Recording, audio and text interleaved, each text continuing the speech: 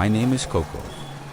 I'm 46 years old now, born and raised in a cramped but colorful neighborhood in Caloocan. But this happened 20 years ago, far away from the city's noise, in the heart of nature, under the shadow of a mysterious mountain. It was the month of March, just days before Holy Week, when our friend Isolde invited us to spend our vacation in her hometown Laguna. I was with my cousin and best friend Dwayne. Little did we know, we were about to face an experience we would never forget. We left in the morning and arrived by late afternoon. The moment we got there, I felt the crisp air, the stillness, the beauty of the barrio. I remember their old church, built from adobe stone. According to Iso, there was a hidden passageway behind the altar, leading straight to Mount Banahaw.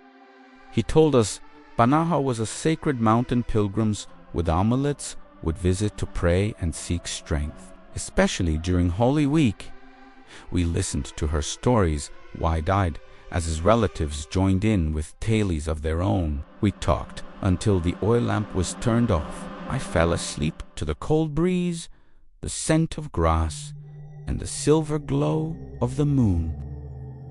The next morning, as planned, we set out for her family's farmland. But first, we stopped at the famous eatery of Mang Barto for his gatong kaliba and pears, which refers to a carabao meat in rice porridge. Honestly, the broth alone was enough to fill you. At first, I thought the farm was just a rice field. I was wrong. It took us 3 hours to reach the base of the mountain and another 4 to climb up. The farmland was tucked between mountains, surrounded by rows of lanzones and coconut trees. And the view breadth. On one side stood empty Banahaw, the holy mountain, and on the other, Mount Cristobal, known as the Devil's Mountain. They say Banahaw blesses, Isol explained. Cristobal takes. Many have vanished there, he added. As we gathered coconuts, I noticed an eerie stillness in the air. Soon, Isol's uncle returned with the harvest and invited us to see another part of the mountain. And that's when I saw it. A spring, fresh, cold, clear as glass, like a painting come alive. Before we stepped in, Isol offered a prayer and placed a piece of sticky rice on a rock by the water. You can laugh, you can make noise, he told us, but not too much. Don't throw stones. Don't disrespect this place. We're not alone here.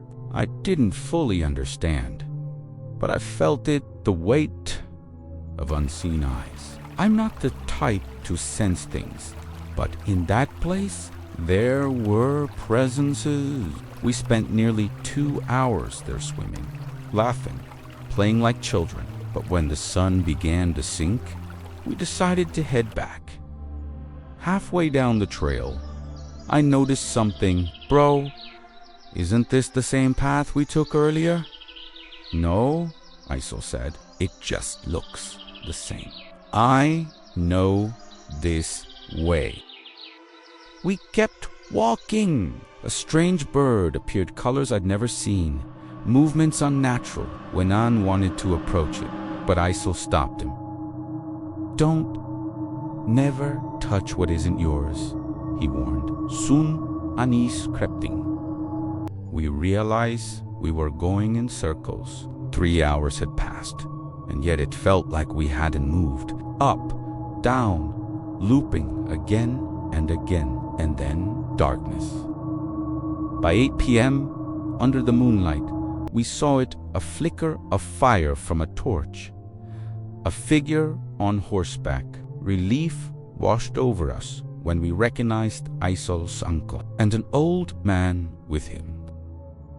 Back at the house, over dinner, I learned the truth. Isol had once gone missing in that same forest when he was just 8.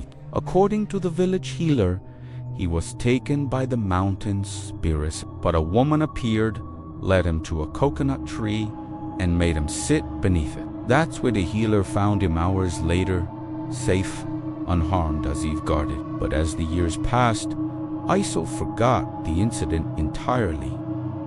That night, I realized maybe nothing that happened to us was by accident. Maybe while we swam in the spring, we weren't just playing in the water. Maybe when we rested beneath that coconut tree, something was keeping us safe. And maybe the same being who once saved Iso had saved us too. We stayed 3 days in Laguna, but that memory I'll carry forever. Since then, I've been more careful in nature. Always asking permission, always showing respect to places that aren't mine. Because in this world, not everything can be explained by science. And just because you can't see them doesn't mean they're not there. If your own story can bear witness, don't be afraid to share it so others can learn, respect, and believe. Thank you for listening to my real experiences in the mountains of Laguna. If you like the video, please like and subscribe. That will really be a great help for my channel to grow. Have a best day.